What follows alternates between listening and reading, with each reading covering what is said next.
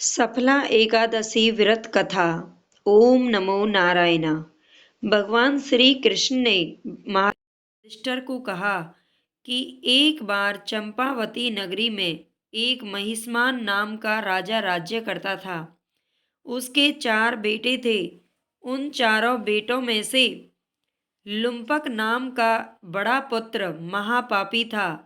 वह पापी सदा परस्त्री और वैश्यगमन तथा दूसरे बुरे कामों में अपने पिता का धन नष्ट किया करता था। सदैव ही देवता ब्राह्मण वैष्णवों की निंदा किया करता था। जब राजा को अपने बड़े पुत्र के ऐसे कुकर्मों का पता चला तो उन्होंने उसे अपने राज्य से निकाल दिया। तब वह वन में विचरने लगा कि कहाँ जाऊं, कहाँ क्या करूं। अंत में उसने चोरी करने का निश्चय कर लिया। दिन में वह वन में रहता और रात्रि को अपने ही पिता की नगरी में चोरी करता था तथा प्रजा को तंग करने और उन्हें मारने का कुकर्म करता। कुछ समय पश्चात सारी नगरी भयभीत हो गई। वह वन में रहकर पशु आदि को मारकर खाने लगा।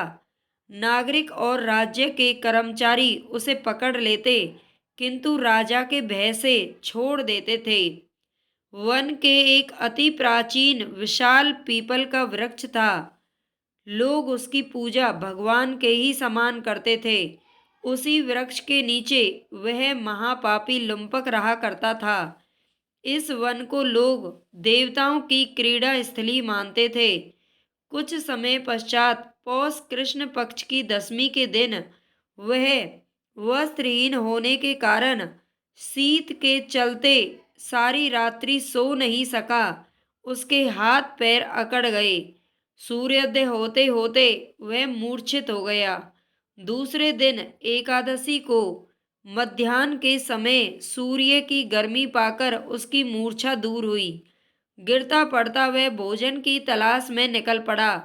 पशुओं को मारने के लिए वह समर्थ नहीं था, इसलिए पेड़ों के नीचे गिरे हुए फल उठाकर वापस उसी वृक्ष पीपल के वृक्ष के नीचे आ गया।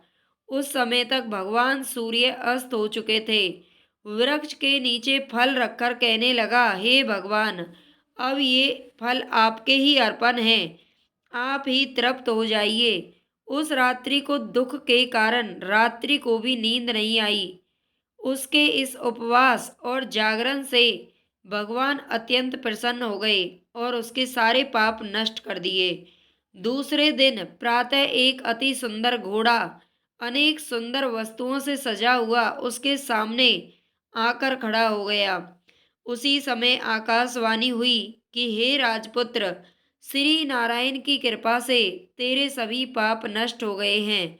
अब तू अपने पिता के पास जाकर राज्य प्राप्त कर सकता है। ऐसी वाणी सुनकर वह अत्यंत प्रसन्न हुआ और दिव्य वस्त्र धारण करके भगवान आपकी जय हो कहकर अपने पिता के पास चला गया।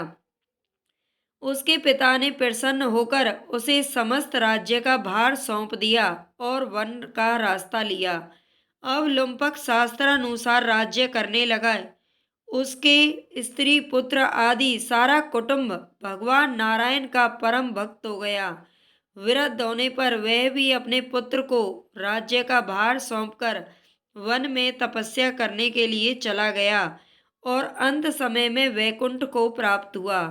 इसलिए जो भी मनुष्य इस परम पवित्र सफला एकादशी का व्रत करता है उसे अंत में मुक्ति मिलती है।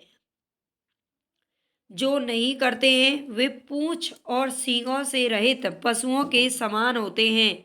इस सफला एकादशी के महात्म्य को पढ़ने से और सुनने से मनुष्य को अश्वमेध यज्ञ का फल मिलता है। ओम नमो नारायण।